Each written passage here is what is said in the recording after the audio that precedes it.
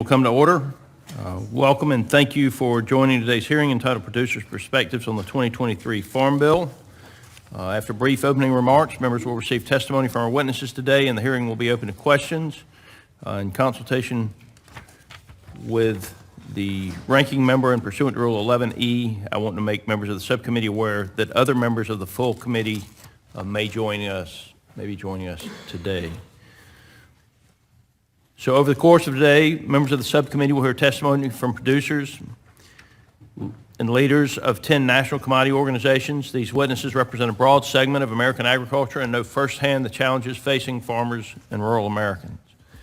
Since 2018 Farm Bill was enacted into law, the agriculture sector has experienced numerous shifts in federal policy outside of our standard Farm Bill programs. This includes trade aid to respond to illegal retaliatory actions by China, a variety of programs enacted in response to the coronavirus pandemic, and numerous iterations of disaster assistance responding to extreme weather events. All told, over $90 billion in ad hoc assistance has been provided over the past 6 years. While this assistance was much needed at the time and has allowed many of our farmers to survive economic conditions they may not have otherwise, it is not predictable, reliable, or fiscally responsible to expect such assistance in the future. That is why making improvements to the 2023 Farm Bill is so critical. Farmers need assurance that over the next 5 years, a safety net will be in place that can stand the test of changing markets and extreme weather events. Title I programs, specifically agriculture risk coverage and price loss coverage, otherwise known as ARC and PLC, were established in the 2014 Farm Bill, and the reference price used to determine assistance were set using 2012 cost of production data. Meanwhile, inflation has gone up significantly since 2012, and the price of most inputs have doubled or even tripled since 2021 alone. Farm sector debt is at record high levels, and net farm income is expected to fall 16% from 2022 to 2023. These warning signs underscore the importance of our work in the 2023 Farm Bill. As the risk challenges of farming continue to mount, I think it is safe to say that if you're not farming today, you're likely not going to be farming tomorrow. As we deliberate, we must make sure we're doing everything we can to help all beginning young and small farmers and taking care of future generations. One thing I want to point out is that approximately 90% of our nation's food comes from approximately 12% of our producers. I want to say that again.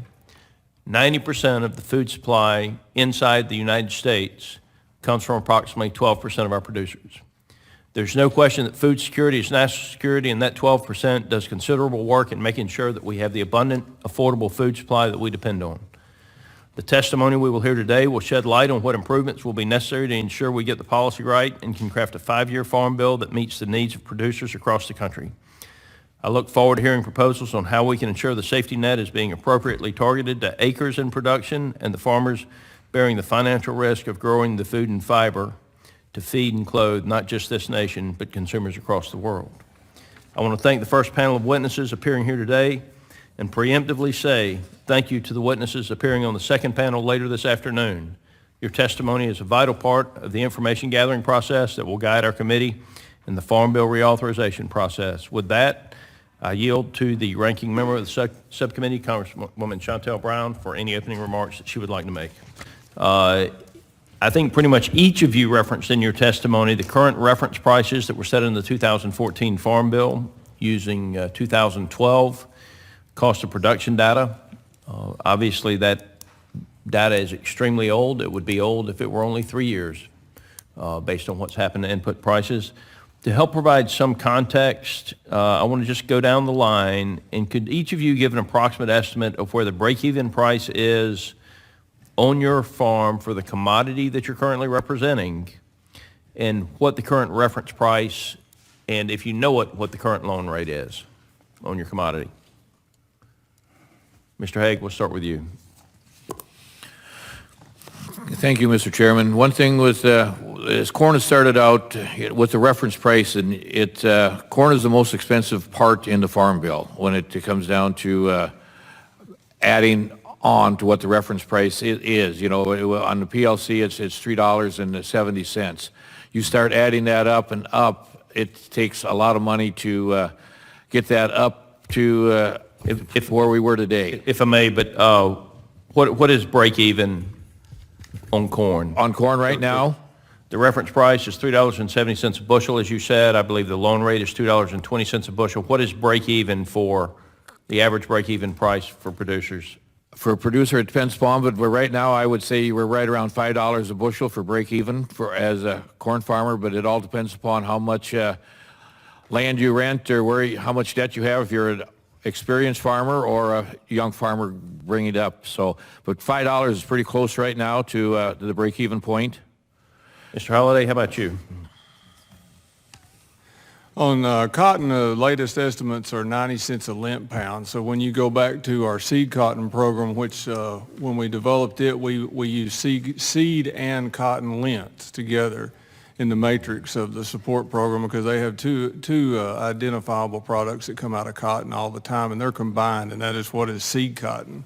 So when you look at seed cotton, our reference price is 36.7 cents a yeah, pound. and it's going to about 48 cents. If you did the calculation, it would be around 48 cents. And you know it's that is on an average producer. It runs the gambit. It could be 85 cents. It could be 95 cents, depending on where they sit and their production and all of that as far as break even. Okay, Mr. Flamberg, do you?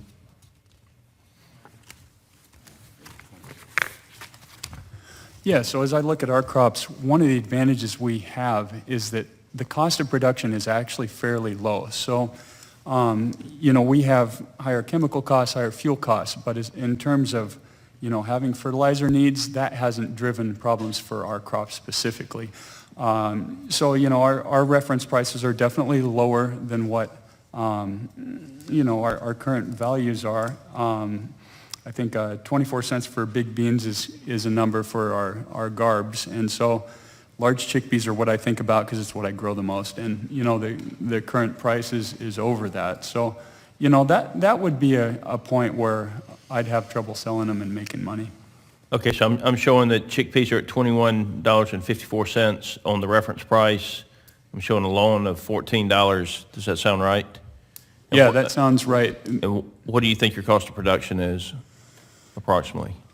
Well, I've had to grow them for 14 before, and I know that doesn't work very well. So an exact number, I'd have to get back to you on that. Okay. Mr. Satterfield? So currently, the reference price on rice is $14 hundredweight. Now, where I am in the Mid-South and long grain, I would say that number should be anywhere between $17 and $18. Okay. And loan is half of that at $7. Yes, loan is $7. That's correct. Okay, Mr. Moore? Yes, sir. Thank you. The reference price per hundredweight, $20.15, which turns out to be about $10 a bushel. And that's the reference price for canola. And the loan rate is $10.09 per hundredweight. And what's your cost of production? So that's the deal with canola, is that we grow it from North Dakota to all the way down to Georgia. So we double crop our canola. So ours is a little bit different than North Dakota.